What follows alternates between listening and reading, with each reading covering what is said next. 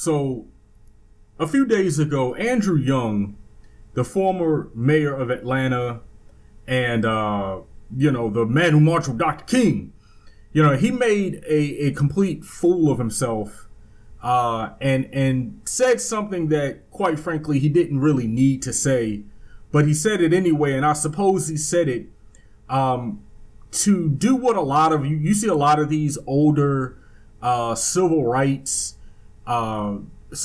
activists from back in the 60s and late 50s into the 60s and maybe even the early 70s.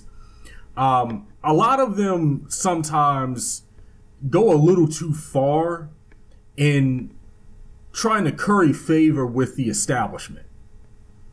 And I'm not saying that they're the only ones to do it. I mean, you see a lot of younger folks do it too. But a lot of the younger folks do it, I think, honestly, because that's how their parents, that's how their parents raised them a lot of times. And that's what they see a lot of these so-called leaders, many of whom have been propped up and have lost their radical edge, if they even had a radical edge to begin with. They're taking cues from these guys. They're taking cues from these folks.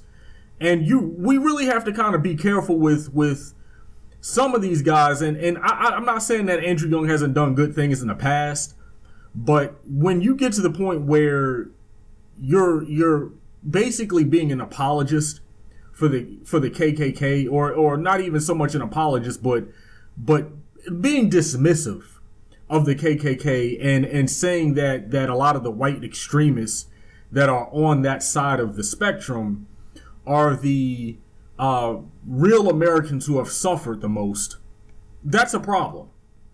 That's a huge problem. Especially being a former civil rights activist, especially knowing how other black people are going to think about that. He probably largely doesn't care, because a lot of these guys get to the point where they were fighting the fight for so long, and some of them just end up just selling out. So let me play this video, and I'm gonna stop it periodically so I can give my opinions on each and everything that he's saying and really break it down for you guys. So here we go. Two-term mayor of Atlanta, and today he's chairman of the Andrew J. Young Foundation. When I spoke with Mr. Young, I began by asking him to put this past week in context. Well, it's a week of misunderstandings. We originally sought to redeem the soul of America from the triple evils of race, war, and poverty. Most of the issues that we are dealing with now are related to poverty, but we still want to put everything in a racial context. Okay, so let me stop it right there. So he says that originally in the 60s they were, fighting against race, war, and poverty, and that a lot of the problems today are just, basically poverty-related problems. I'm not going to sit here and discount the role that economics plays in creating a lot of problems in society. There's plenty of evidence to show that what he's saying is not totally false, but even you can already kind of start to hear a lot of the BS coming out of this dude's mouth. Because he says, well, we try to put everything in a racial context.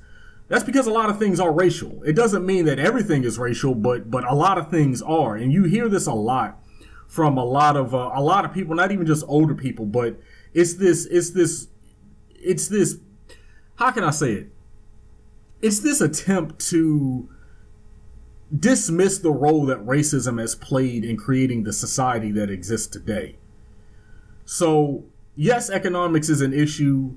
Yes, poverty is an issue. But you're going to see in a second here that it's who he feels is the biggest victims of poverty. That's the problem, because he's really about to cape hard for white extremists and white supremacists. But then before I start the video, he even says something else. You see how he completely evades the whole war issue. Martin Luther King, if you ever have read any of King's speeches, if you've ever listened to any of Dr. King's speeches, he was a major anti-imperialist. He was a major anti-war advocate. Okay, of all the things that the civil rights movement, especially Dr. King, used to fight against, the anti-war aspect of his message is probably the aspect of his message that's been whitewashed and downplayed the most.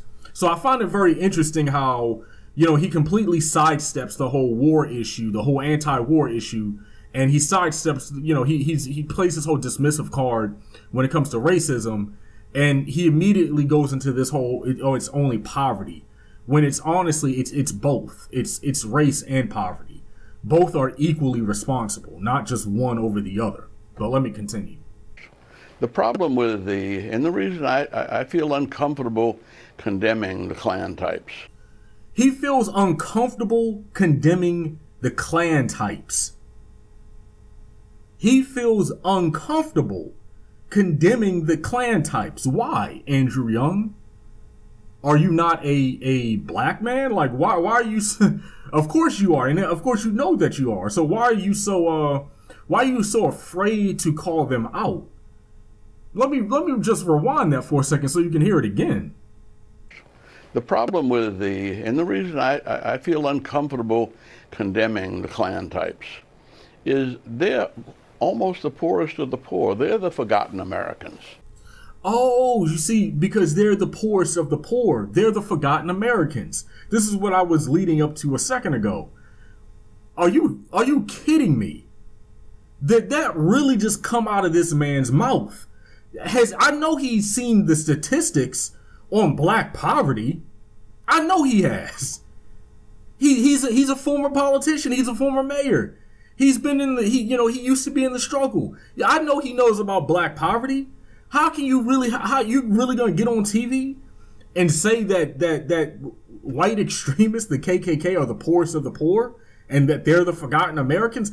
Who's forgetting about them? They have all the white privilege in the world. Who is forgetting about them? Well, the real forgotten Americans are the black poor, the permanent underclass. But he's gonna ignore that. He's gonna ignore them because it's clear that his job and his whole duty, for this whole segment, this whole interview, and the interview is about 6 minutes long. His whole job is to come on here and just be an apologist. It's to just give political cover to white supremacists.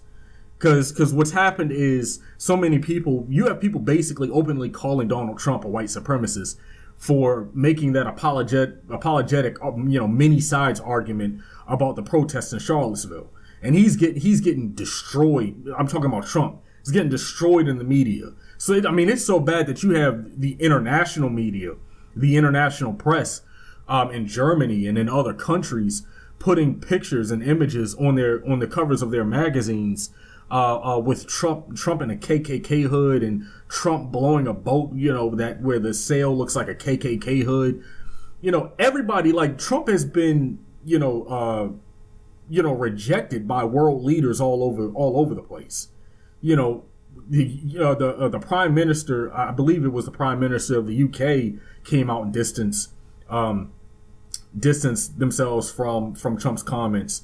Israel, and Israel's, they're big supporters. It took them a couple days to say something, but even they came out and, said that they didn't agree with what Trump said.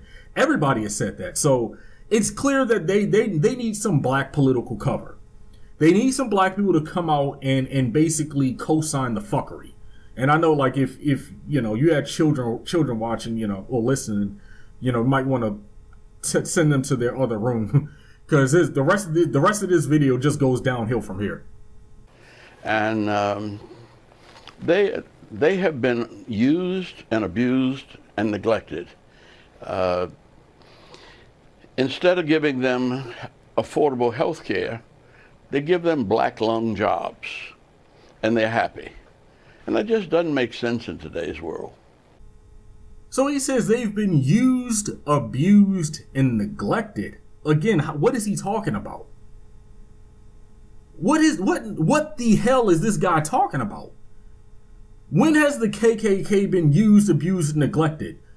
Is he having with his age? Is he just having flashbacks to the 60s? And he's confusing black people with white people. Is that what's going? And I don't really think that's what's going on. I'm being I'm not being serious when I say that. I don't really think he's having a memory lapse. But he's almost talking as if he's openly advocating for them. There is no evidence that the KKK is used, abused, and neglected by the U.S. government. He's referencing jobs. Okay, but again, poverty in the black community is way worse than poverty in the white community. Okay, so why he would throw on the cape to make these protectionist arguments for the KKK and for neo-Nazis, people who are openly genocidal, many of them, and would, if they could get away with it, would probably do some very treacherous things to him, and a lot of black people who like try to cape for racists, they don't really get this. And it's one of the most aggravating aspects about some of these sellouts. Okay, it's because if they either don't care or they either don't care to understand or they just don't get that if these white supremacists could get away with it, they would either kick you out of the country or they would kill you if they could get away with it. But you still have some black people out here who will quickly throw on the cape to give political cover for people who absolutely hate their guts. And they see progress in the black community and on television and everywhere else, and they don't share it. What is he talking about? I'm going to keep repeating this, but yes, there's been progress, but there hasn't been progress that has propped black people up over white people. What is he talking about? Obama? I mean, yes, that was a feel-good moment to have a black president. But we kind of see from how his administration played out that he didn't really do much for black people other than, providing a black face in the Oval Office. He didn't get any policies passed. And look, I understand he had a Congress that was completely obstructionist and wouldn't have done anything to help him out and to help his administration out to begin with. I understand that. So even if Obama wanted to do more for black people, he wouldn't have been able to anyway. Okay, but that doesn't mean that that because of Obama, and I don't know that he's talking about Obama because he doesn't actually mention Obama by name. He just says black progress.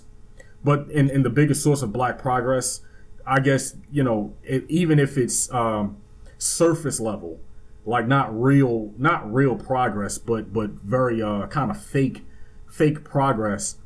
That even if you take Obama into account, that hasn't remotely put black people ahead of white people. So again, I have no idea what this guy's talking about. I'll rewind it for a second though.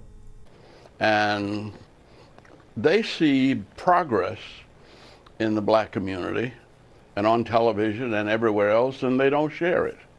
Now, it's not our fault. We've had a struggle from slavery, but black, they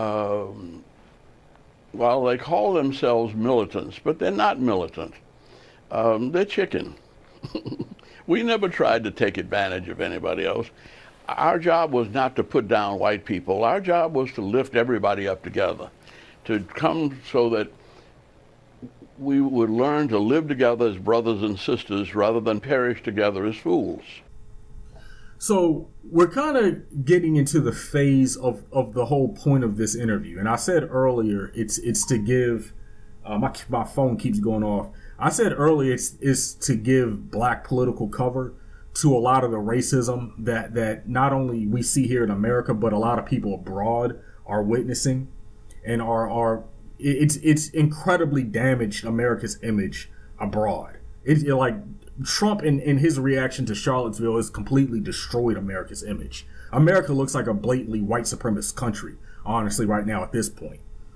Okay, so if you watch the interview, and I only have a screenshot of the interview up in the video, because I don't want to play the video and have the video get flagged and whatnot. But him bringing up black militants was completely left field. And he has this earpiece in his ear, and I'm getting a little conspiratorial here. I almost want to think that somebody was talking to this dude in his ear, because what he was saying before he brought up black militants had nothing to do with him bringing up black militants. He was talking about white people suffering from not having good jobs and good wages and I guess hating on black people because they see black progress. And then he kind of stops abruptly, and his body even kind of shifts a little bit if you watch the video, and he looks up at the ceiling, and then he just brings up black militants and calls them chicken. Okay, first of all, black people weren't even deep in Charlottesville like that to begin with.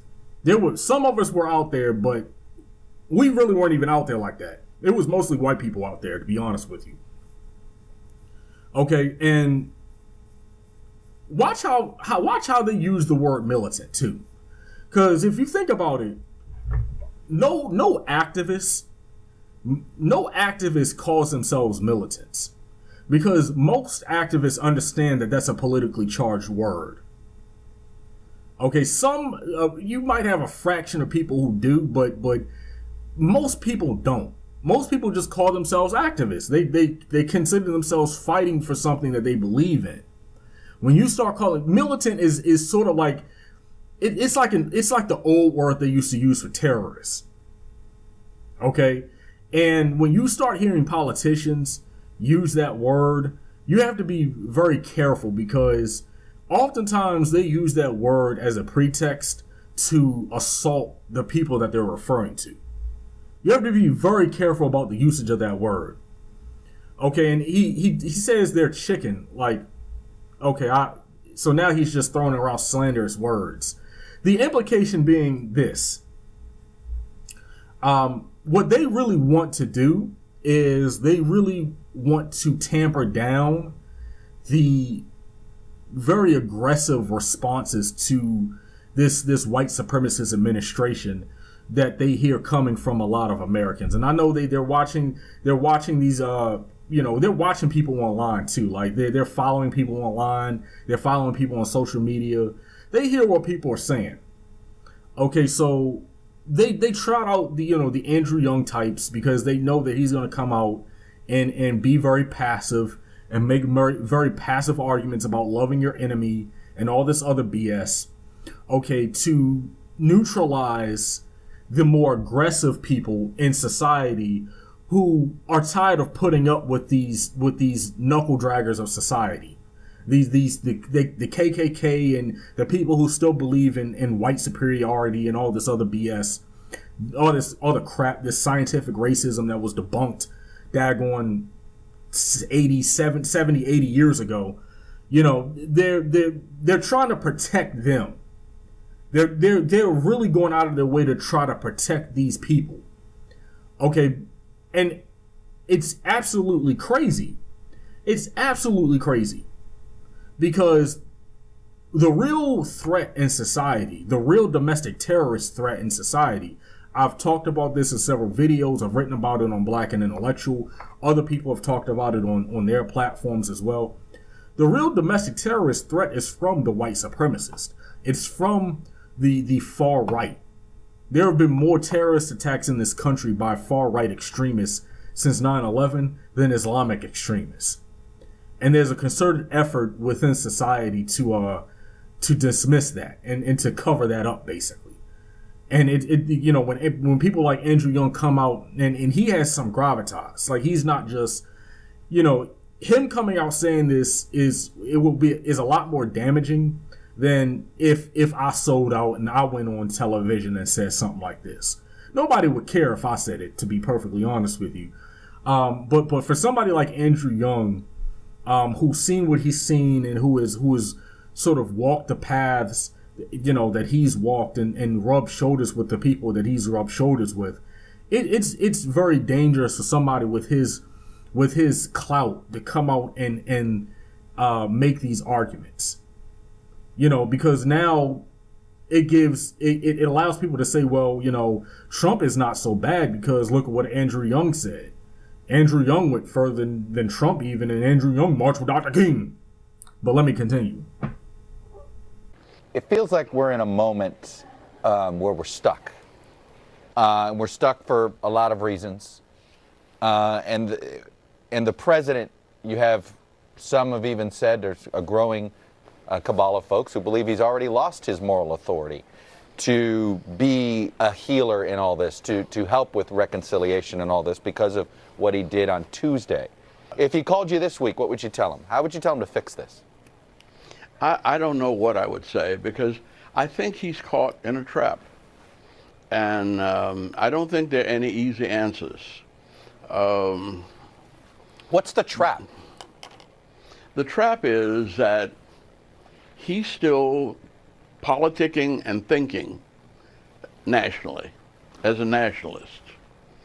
And so is almost everybody else, including those who are trying to think back and blame it on the Civil War, which is hundreds of years ago. No, everybody else isn't thinking like a nationalist. Again, he's trying to. Now, he did kind of. What I'm wondering, because he didn't really elaborate on this, when he said that Trump is thinking like a nationalist, I'm wondering, is he talking about white nationalism? Because he didn't specifically say white nationalism. Or is he saying he's thinking like a nationalist in terms of America, American nationalism? I'm inclined, if I were to assume, or if I were to, take a stab at it, so to speak, I would say that in his mind he was thinking about white nationalism, and that's actually a true statement. Okay, the problem is he follows up that true. If that's what he meant, he follows up that true statement by saying everybody is thinking like this. No, everybody is not thinking like a white nationalist. Maybe you are right, during this interview, Andrew Young, but everybody is not thinking about like a white nationalist. But again, he's saying that to sort of smooth over, Trump's very clear appeal to the extreme right, the white supremacist extreme right. So the way you do that is by saying, well, hey, we're all nationalists. No, don't stop it. No. But the problem we have is that we're not living in a nationalist environment. And that's also his problem personally, that his business is all global. His business is in a global economy, and he's trying to run the country from a national economy. You just said you don't know you don't know how he can get out of his trap. So what would you say to him now if he's asking you for help? No, I don't know. But for instance, I think that he made a mistake of thinking that living was easy. And it just is not. I mean, it's hell to pass a bill. It's hell to change an attitude. What this guy's all over the place right now. And I get the impression, this is now like the third time I've seen this video. I really get the impression that he's trying very hard not to say what he's really thinking. Because again, he's on Meet the Press with Chuck Todd for a reason. and he's on Chuck Todd's show not to be a radical, which is what Dr. King was. Dr. King was not a centrist. They try to pass off King as if he was some sort of centrist moderate. Dr. King was a left-wing radical, and that's a good thing. It was a good thing back then. It's a good thing now. It's even better now than it was back then because the country has gone so far to the daggone right. Then he says Trump made a mistake thinking that living is easy. This guy is rambling right now. He's absolutely rambling. Like, when has Trump ever thought that living was easy? I mean, yeah, he's rich, but he's very rich, and he was born with a silver spoon in his mouth, basically. But that's not Trump's problem. Trump's problem is not that he thinks living is easy, and because he thinks living is easy, then he's not really understanding the economic problems of the country. He's completely skirting around Charlottesville because nothing of what Trump said in that Trump Tower press conference that went viral and was the topic of discussion in the news for days. None of that had to do with Trump thinking that life was easy. Nothing. No, there was absolutely nothing Trump said in that press conference that gave you that impression. What he did say, and the impression that he did give, is that he's an apologist for white supremacy. That's the impression that came off in that press conference. So again, Andrew Young is wrong all over the place in this interview with Chuck Todd here. He's absolutely wrong with everything that he's saying. It's hell, and almost any changes. And I tell you what, I admire his family, and I think that the thing that the president has to do is think of the American people, all of us, as his family. And I try to think of him as a potential leader not only of the United States of America, but a leader of the free world and of the enslaved world. Okay, so before I continue, I don't necessarily have anything wrong with. I don't think there's anything wrong with that little part of the interview. There's nothing wrong with him wanting to view Trump as the leader of the free world, but I'm honestly past that. Trump honestly might be the leader on paper, technically speaking, because he's democratically elected, which is debatable. But I won't get into that issue. Some of y'all know how I feel about voting rights and the whole system of cross-check. There's an argument that can be made that Trump really didn't even win the 2016 election, but I won't go into that in this video. Just giving Andrew Young the benefit of the doubt on this part, okay, whatever. And I try to think of him as a potential leader not only of the United States of America, but a leader of the free world and of the enslaved world. I rewinded it for a second there because he said something that, again, kind of just makes me scratch my head. He said he wants to view Trump as the leader of the free world and of the enslaved, or he wants Trump to think of himself as the leader of the free world and of the quote-unquote enslaved world. Who is he referring to? The enslaved world? I know he's not talking about black people. But again, even if you look at it from a global perspective, what is the enslaved world that he's talking about? This is just very strange. This is a very strange statement to make. And I noticed that, and I noticed that a lot of people who are upset about this interview, rightfully so. A lot of people aren't really, focusing on this part. I just found that to be a strange comment to make. You come from the nonviolence movement that was successful. What do you say to those activists 2 generations later who think violence is the right way to do it? No, it's more about 5 generations later. And there were those who thought violence was the right way then. And they're not around. And they weren't killed by white people. They were killed by their own anger and frustration and their inability to turn down their emotions and turn on their mind. So we're now 4 minutes and 45 seconds into this interview. We're just about at the end here. And here's the culmination of his purpose. This is what Chuck Todd was working up to the whole time. The whole point of this interview. Okay? Chuck Todd throws up the softball, throws up the little softball question so that Andrew Young can just knock it out of the park. Just knock it out of the park like a good like a good old boy and like a good sellout would, right? Chuck Todd asked the question, so you come from the whole nonviolent movement. So we already see kind of where this is going. You come from the nonviolent movement. What do you think about the people today, the younger people today who think violence is the answer. Again, like it's this propaganda that you see from a lot of people, where they sort of pretend that people who are unapologetic in their beliefs and unapologetic in wanting freedom and unapologetic in wanting liberty, okay, and aren't willing to compromise with compromise with people like the KKK and neo-Nazis.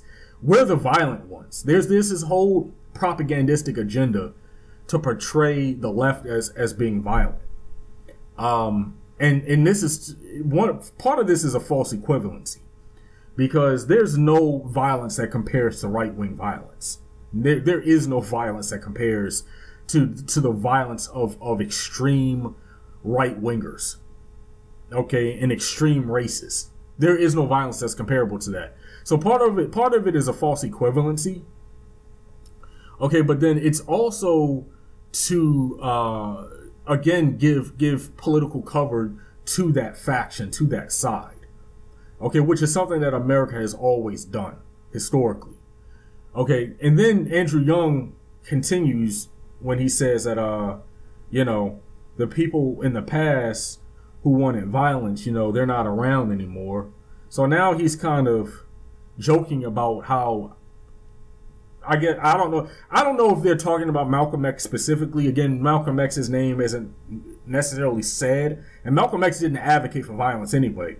But we already know how these people act, where just because Malcolm X was unapologetically black, and he was a Muslim too, so he had two things going against him. Just because of that, and just because Malcolm X advocated that black people should defend themselves, you're violent. That's violence. And so I don't know again who he's referring to. They're talking around a lot of stuff here. They're beating around the bush a lot. Okay, but I find it funny how he says that they're not around anymore. The implication being, if you don't sell out, if you don't take on this whole passive approach that me and a lot of these other old heads from the civil rights movement, if you don't adopt our ideology, then you're just going to be killed by these KKK types and these white supremacists. And that's cowardly talk. That's how cowards and fearful people speak. That is extremely cowardly. I expect a lot more from somebody who came out of the 60s. I expect a whole lot more.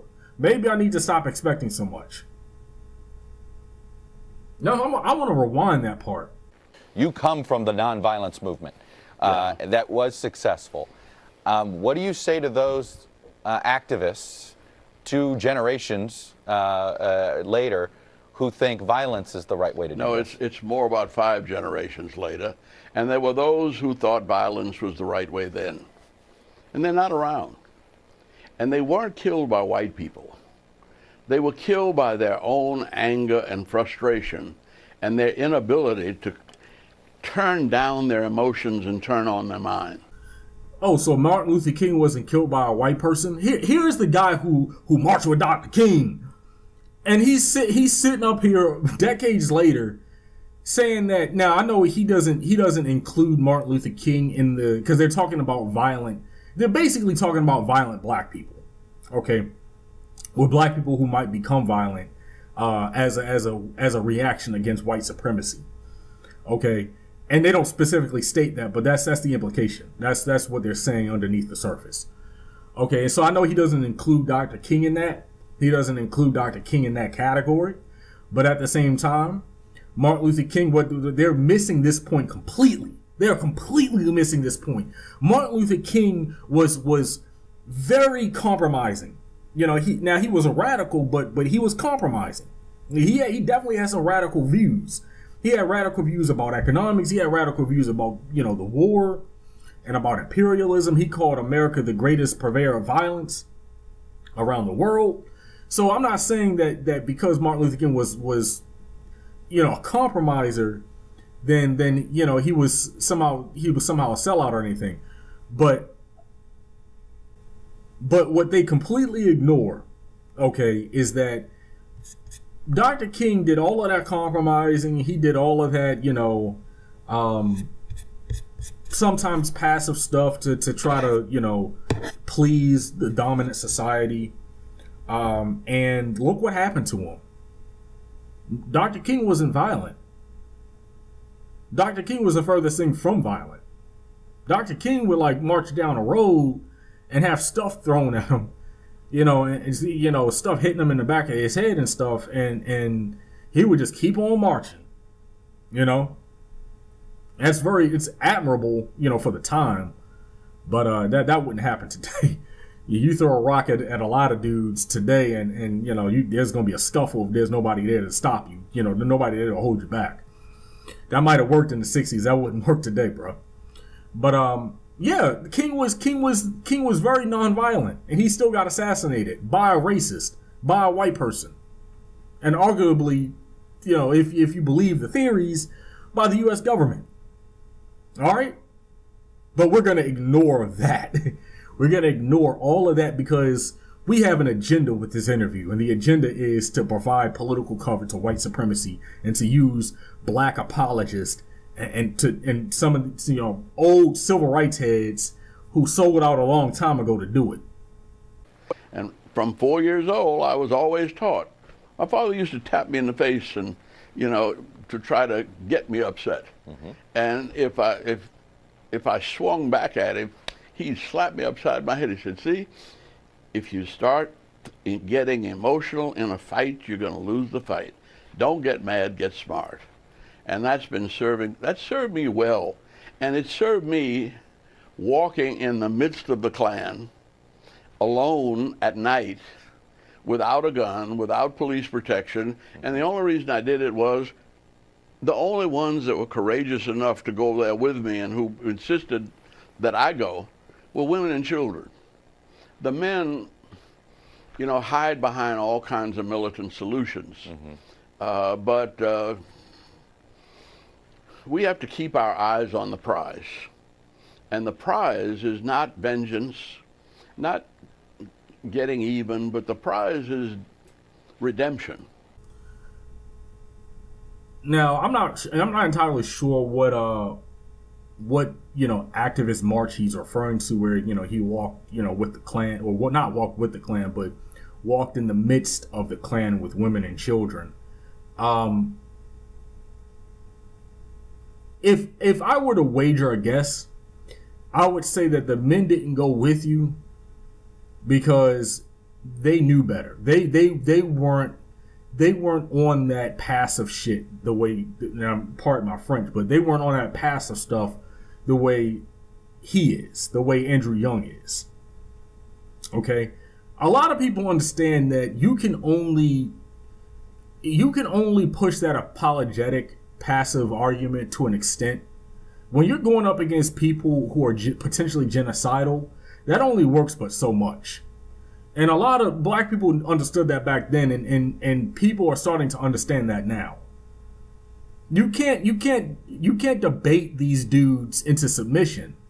I don't know why you get some of these people who think, and not just even black people, you have everybody, a lot of people like black people, white people, you just have a lot of people who think that you can intellectually engage these people, and they're going to see the fault of their ways, and they're going to be like, "Oh, you know what? You're right. I'm really not superior. I'm really not superior. You guys really are my equals. I was wrong this whole time." They don't give a damn about that. It is about power to them. Point blank, period. It is about power, and it is about domination. These are people who routinely just disregard facts and evidence. You think they care about being wrong about something? They don't care. It's about winning and being able to rewrite history to legitimize your treachery that allowed you to win in the first place. We do it all the time when it comes to Native Americans. So that's the end of the interview. We have got to do something about and I don't know that we are going to be able to. The best thing that we can do is do like what I'm doing and what a lot of people are doing on YouTube and a lot of bloggers and things like that. And that's just creating our own narratives.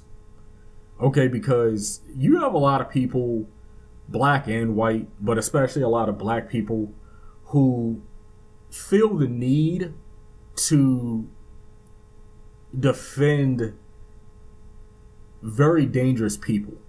And that in and of itself is very dangerous. You should never, especially as a black person, you should never give political cover to racists and white supremacists. That is the last thing that any black person should do. That puts you directly on the coon train, as a lot of people say. You have a front row seat on that damn train right now, Andrew Young. This interview was disgraceful. The election of Donald Trump is going to expose a lot of people.